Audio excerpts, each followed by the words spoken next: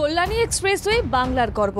বাংলার যোগাযোগের প্রসার ঘটাতে সেই এক্সপ্রেসওয়ের সংস্কারের ব্লুপ্রিন্ট কার্যকরে নামল প্রশাসন। এই নিয়ে প্রশাসনিক স্তরে উচ্চ পর্যায়ের বৈঠক করলেন পুর ও নগর উন্নয়ন মন্ত্রী ফিরহাদ হাকিম, পূর্তমন্ত্রী পুলক রায়, দমকল মন্ত্রী সুজিত বসু এবং খাদ্যমন্ত্রী রথীন ঘোষ। সেই কল্যাণী এক্সপ্রেসওয়ে নিয়ে বিধানসভায় পর্যালোচনা বৈঠক হয়। বৈঠকে মূলত এক্সপ্রেসওয়ের ড্রেনেজের ডিজাইন সহ সামগ্রিক সংস্কার নিয়ে আলোচনা হয়। ভার্চুয়াল বৈঠকে হাজির ছিল হাইওয়ে অথরিটি ও জেলা শাসক। পুর ও নগর উন্নয়ন মন্ত্রী ফিরহাদ হাকিম বলেন, কল্যাণী এক্সপ্রেসওয়ে যোগাযোগের ক্ষেত্রে বড় সহায়ক ভূমিকা পালন করে। তাই সেই কল্যাণী এক্সপ্রেসওয়ের সামগ্রিক উন্নয়নে বাড়তি নজর দিচ্ছে রাজ্য সরকার। বর্তমানে কিছু কাজ চলছে, সোমবার থেকে বাকি কাজ শুরু হবে। কিছু কাজ পিডব্লিউডি, কিছু কাজ কেএমডি, কিছু কাজ সেচ দপ্তর করবে বলে জানিয়েছেন ফিরহাদ হাকিম। তড়িঘড়ি কাজ শুরু করার বিষয়ে যে বিস্তারিত আলোচনা হয়েছে তাও তুলে ধরেন ফিরহাদ হাকিম।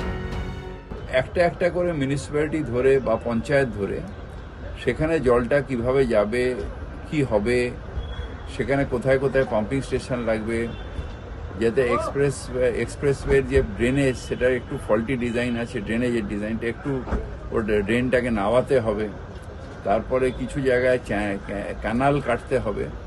এইগুলো নিয়ে আমরা ডিটেলস আলোচনা করলাম। রেজলিউশন নেওয়া হয়েছে, কিছু কিছু জায়গায় সংস্কারের কাজ শেষ হয়েছে।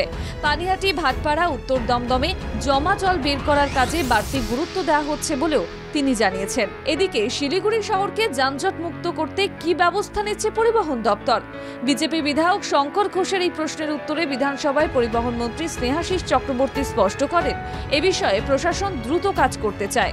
মাননীয় মুখ্যমন্ত্রী মমতা বন্দ্যোপাধ্যায় যে সার্বিক ডেভেলপমেন্ট করছেন তারই অঙ্গ হিসাবে ইতিমধ্যে আমার ইস্টার্ন বাইপাস থেকে জলপাইগুড়ি পর্যন্ত 48 কিলোমিটার চওড়া রাস্তা হয়েছে। বর্ধমান রোডের উপর ফ্লাইওভার তৈরি হচ্ছে এবং ফুলবাড়ি থেকে গাজলডোবা যাওয়ার জন্য ক্যানেলের পাশে ফ্লাইওভার তৈরি হচ্ছে। এগুলো তো হয়েছে।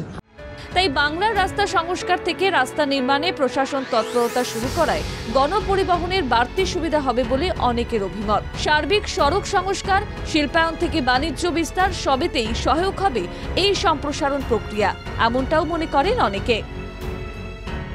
ব্যুরো রিপোর্ট, বাংলা জাগো।